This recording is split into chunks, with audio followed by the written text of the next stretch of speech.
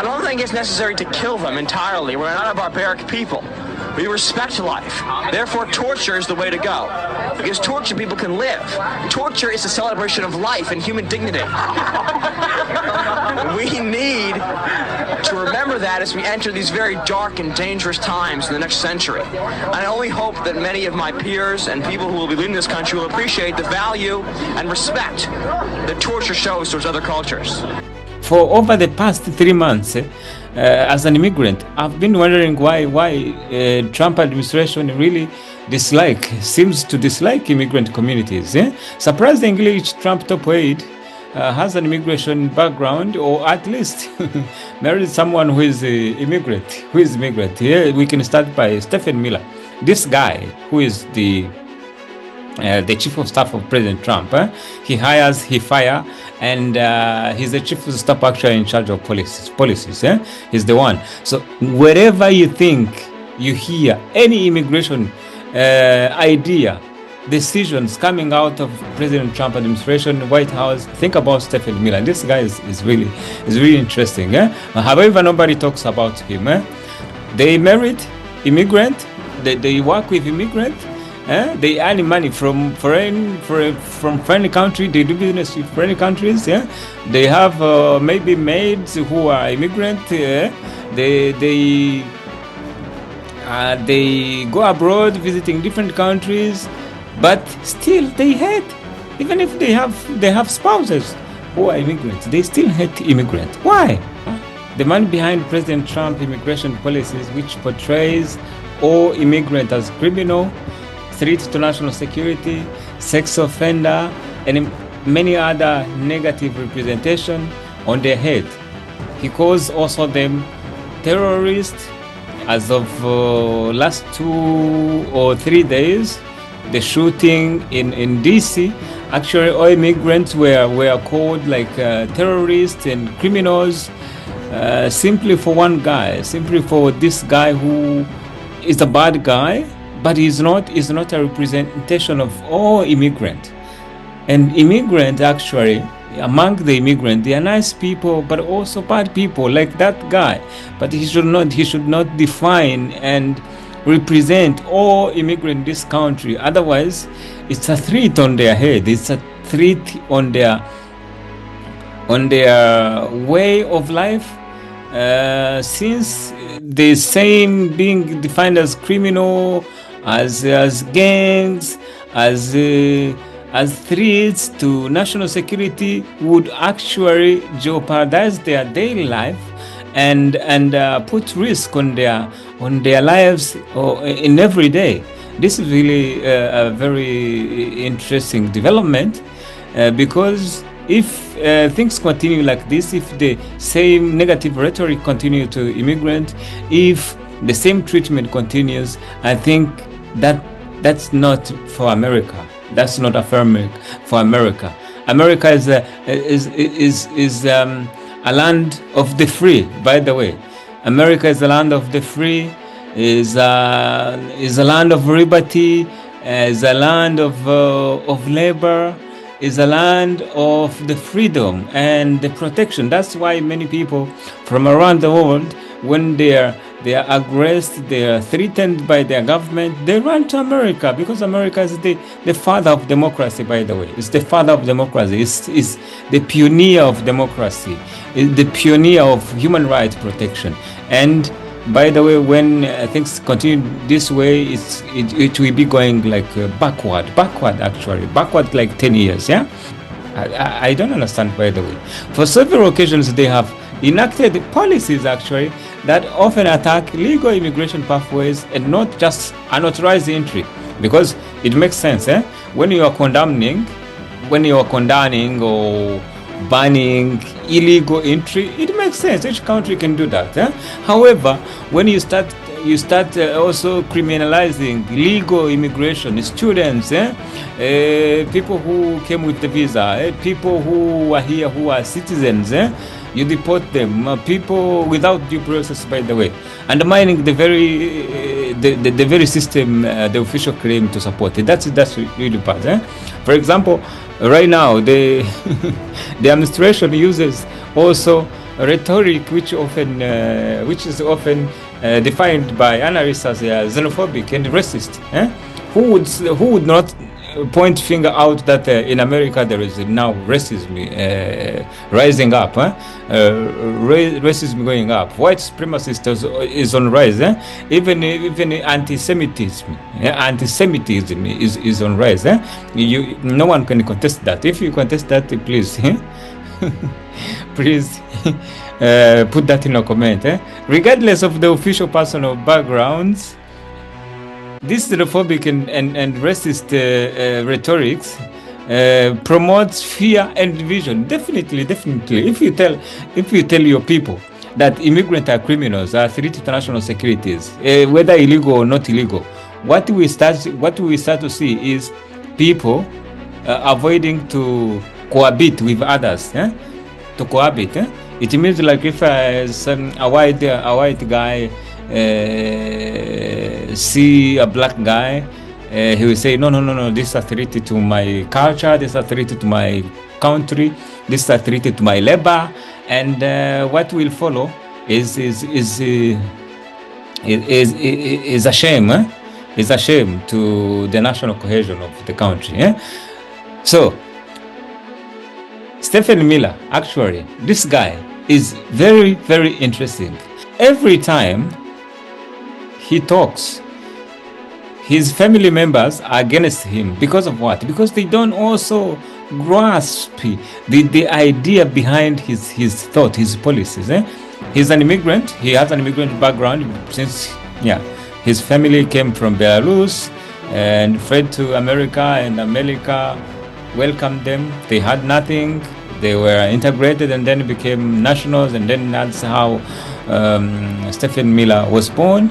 And sometimes they are rebel and they don't understand what exactly Stephen Miller means. Ed, well, let's put it simply. Piece you wrote, you described your nephew, Stephen Miller, as an immigration hypocrite. What do you mean by that? It's an important question, and I have to preface my response by saying that I wrote this article more in sadness than in anger or resentment.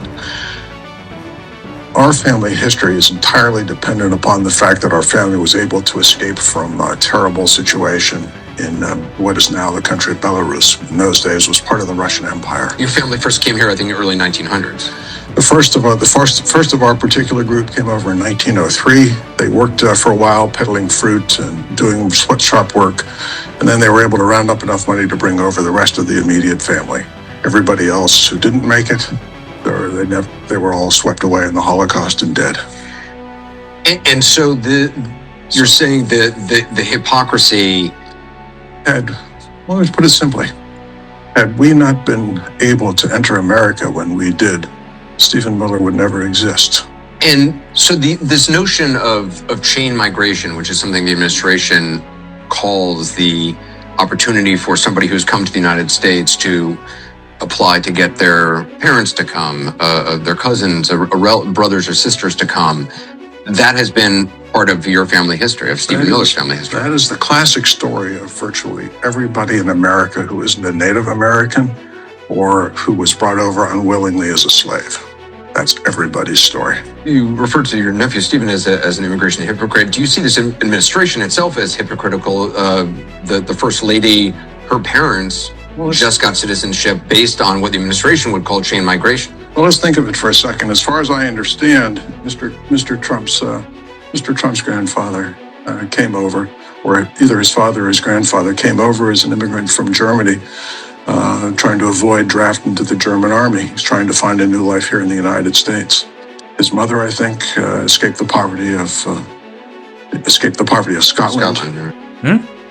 Stephen Miller was actually raised in California in a liberal family. Liberal family, people change. It makes sense. People change when it comes to power, politics.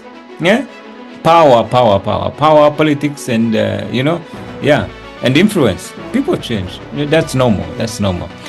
So he changed dramatically and really quick. And after he joined the GOP, and Stephen Miller is also, by the way, is also a speech writer to President Trump. So wherever you hear President Trump speaking, think about Stephen Miller. This man is very influential in the White House. If you didn't know, he's very, very influential. So wherever you criticize Trump or Trump policies, think about Stephen Miller. Stephen Miller is the man behind that. If he can change his opinion, his idea, I think he can influence also Trump. So think about those who want to influence in a positive way, by the way, Trump administration or challenge them. Think about challenging ideas from Stephen Miller. That's it. So, yeah. In regards to Stephen Miller, we can stop by here. But one day he was in 2003. He was heard speaking about the torture, saying like torture could be a way of life, something like that, which doesn't make sense at all. And many people, when they think about his irrational immigration policies, his anti-immigrant rhetorics, they think about that day. Next topic. So you remember last couple of weeks, one of the influential congresswoman, Marjorie Greene in the GOP in the Trump camp, resigned saying she can't bear it anymore. She can't really keep working on that way. No, she said no. Instead of being in this heating debate, but also in this aggressive politics, I would go back to my Georgia and do my business. I was a businesswoman even before coming to Congress. And he said, bye-bye, Congress, bye-bye for now. So now, another Trump GOP Congress member is abruptly quitting Congress. This man is Troy Nehls. Troy Nehls. He's the man from Texas who was in a Congress, who actually has a military background. So he wrote on X that he made the decision after conversations with his beautiful bride and his girls over Thanksgiving holidays, so last 2 days, to focus on his family and return home after his Congress. But you know, in politics, people don't talk things straight away. If he was not happy at all with the GOP performances, because right now the Trump administration approval is way down when it comes to economic performances, like when it comes to prices going down, people say no, then the price have gone higher, more higher, and they are very expensive. Affordability is not working at all. So if this man also is freeing, kind of is leaving the GOP because of irrational policies and something like that, he can't talk about that in this way. But before making his decision, he says he called personally President Trump to let him know of the plans. Of course, he's the president, and he's also the president of the party, the Republican Party. So he's supposed to inform him wherever he steps down, of course, even if it would be for disagreement or whatever. So President Trump has always strongly been his allies. That's the way he says, and a friend. And he wanted to hear from him first. So is Troy Nehls following MTG, Marjorie Greene resignation, in a way, which followed Epstein file? Nobody knows. But what I would say is this: if the GOP Congress members keep leaving Trump camp, there will be elections in their states, and when their states are won by Democrats, then Trump will lose the majority even before midterm elections in November next year. And that's how maybe Trump administration influence could be reduced in the U.S. politics. Okay, so let's end our discussion with Canada. Canada has been fighting economic crusade against USA. This is an important day for Canada's workers. We know the world's changing. We know that this decades-long process of our ever closer economic relationship between Canada and the United States has ended. And as a consequence of that, many of our strengths have become our vulnerabilities, particularly in those industries that are most tightly integrated with the United States. Our plan to confront these challenges and emerge even stronger, to move our economy from reliance to resilience, and to give ourselves far more than any foreign nation can ever take away. 6. Canada has been number one of an economic ally and partner of the United States. However, President Trump's second term has changed this dramatically and rapidly. For PM Carney, Canada is learning to run business without the United States and to diversify its export market. Actually, there have been discussion that Canada wants to join the European Union market, since they believe in the same things, the same values. They are all in NATO. They all believe in democracy. They all believe in gender balance. They believe in combating for climate change, things that President Trump is against. They support the gay, lesbian right to exist, and Trump says no, we don't accept gays, whatever, and things like that. And that's exactly what is contested in American politics. Right now, the United States appear to be against all odds, all countries. Maybe in migration, President Trump is saying, no, we should stop migration from third world countries. But still, we've heard President Trump administration deporting French people, deporting German people, deporting British people. You've heard about that. It's strange. But how the United States will establish itself as the leading nation if they can't make peace with actually allies, with all their long-term allies? Maybe forget about third world countries, but his long-term allies. Trump administration with France, with Britain, with Germany, things are not.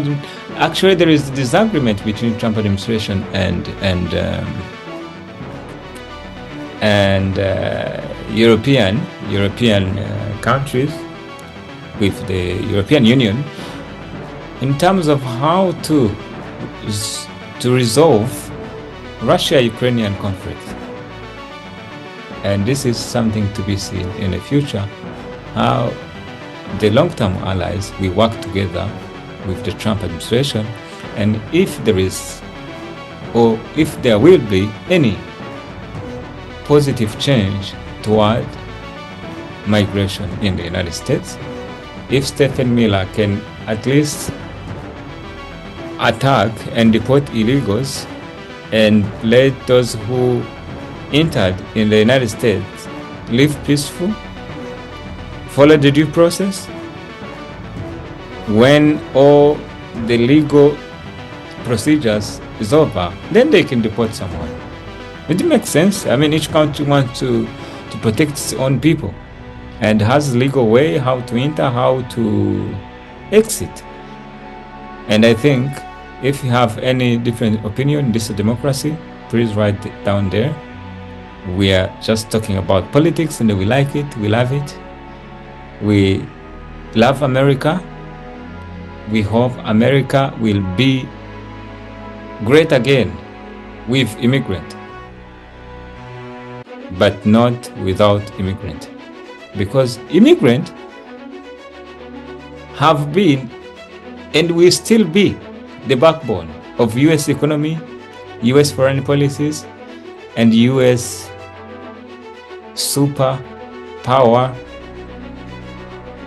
engine. around the world. Thank you. Don't forget to subscribe, to challenge us in a comment, or to give us any opinion. Bye-bye.